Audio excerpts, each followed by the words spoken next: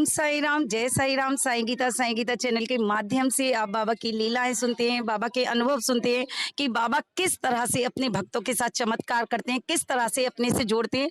तो आज हमारे साथ कुछ साईं भक्त जुड़े हुए हैं जो लोधी रोड मंदिर में आए हैं बाबा के दर्शन करने के लिए और बाबा का स्वरूप लेने के लिए। तो आइए उनसे बात करते हैं कि वो बाबा से कब से जुड़े हैं। आपका नाम? मेरा नाम भरत है और और आप बाबा से कब से जुड़े हैं? मेरे को कम से कम 10 साल हो गए बाबा से जुड़े हुए। अच्छा। और मेरी लाइफ में 10 सालों में 10,000 बार मैंने बाबा को अनुभव किया होगा कम से कम। मैं शिरडी गया हूँ, वहाँ पे मैंने बहुत से चमत्कार देखे। जब मैं बाबा के पास जा रहा था तो वहाँ पे लोग लाइन करके घूम रहे थे, हम पेड़ के पीछे।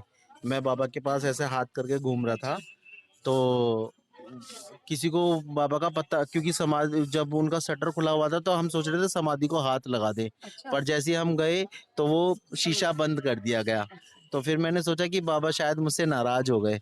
तो फिर मन में यही विचार चल रहा था कि मैंने कहा पता नहीं, यहाँ तक बाबा ने बुलाया और समाधि को टच भी नहीं करने दिया। ये ऐसे निराश होकर मैं जा ही रहा था। फिर हमने वो पेड़ की परिक्रमा करी और मैं बाबा से बोल रहा था कि मुझसे से क्या गलती होगी, अगर 2 सेकंड और खुला रहता तो मैं आपकी समाधि को छू पाता। तो फिर मैं ऐसे हाथ करके घूम रहा था, तो वहां से एक पत्ता उड़ता हुआ आया और सीधे मेरे हाथ पे गिरा। मेरे पीछे जितने भी लोग थे वो कह रहे वाह क्या किस्मत है। क्योंकि बाबा कहती है ना, तुम ना करोगे तो कर्म कौन करेगा और तेरे बिना साईं झोली कौन भरेगा। तो बाबा ने आपके जो भाव थे, जैसा भाव रहा जिन जन का वैसा रूप हुआ मेरे मन का। आपके भाव थे कि बाबा मैंने आपको टच तो नहीं किया, लेकिन बाबा कहते हैं कि मैंने टच कर दिया। वो नीम के पेड़ की तरह वो कैसे उड़ के आया और मेरे हाथ पे गिरा। मेरे पीछे जितने भी थे वो सब ये बोल रहे थे वाह क्या किस्मत है। सीधा मेरे हाथ पे ही गिरा। सबने हाथ आगे को भगे पर वो मेरे हाथ पे ही गिरा और वो मैंने खाया। और मेरे फ्रेंड्स थे जिन्होंने मुझे बाबा से जोड़ा। मेरे एक तरह से मैं उनको गुरु कहता हूँ। उनका नाम है राजू। राजू भाई यहाँ पे सेवादार भी हैं वो। अच्छा। बहुत टाइम से यहाँ पे सेवा भी करते हैं। अभी वो फिलहाल आ रहे नहीं है, तो उन्होंने ही मुझे बाबा से मिलवाया। और एक सतपति साहब हैं जो जिन्होंने उस टाइम 2012 में बाबा के 108 मंदिर बना चुके थे। वो उनको बाबा के नाम से ही जाना जाता है उनको। वो मेरे फादर के और मेरे पापा के बॉस हैं। उन्होंने हमें साईं चरित्र दिए और बाबा से हमें जुड़वाया। तो तब से हम बाबा से जुड़े हैं। और उन्होंने हमें कुछ बाबा के सिक्के दिए जो उन्होंने हमें बेड पे लगाने के लिए दिए थे कि आप हमेशा बेड पे लगाना। और तब से हमारे जीवन में बहुत बहुत बदलाव आए हैं।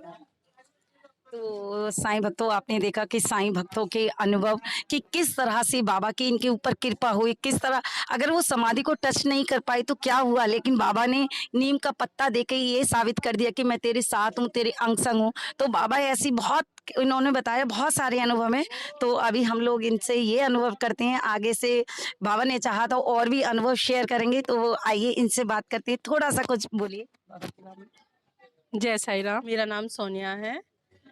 जब पहले मैं शादी नहीं हुई थी तो भी मैं साईं बाबा को मानती थी, बट मेरी शादी एक ऐसे घर में हुई जहाँ सिर्फ साईं बाबा को ही माना जाता है। तो मेरे जो एक्सपीरियंस, मेरे ससुराल के जो एक्सपीरियंस है ना, वो बहुत है।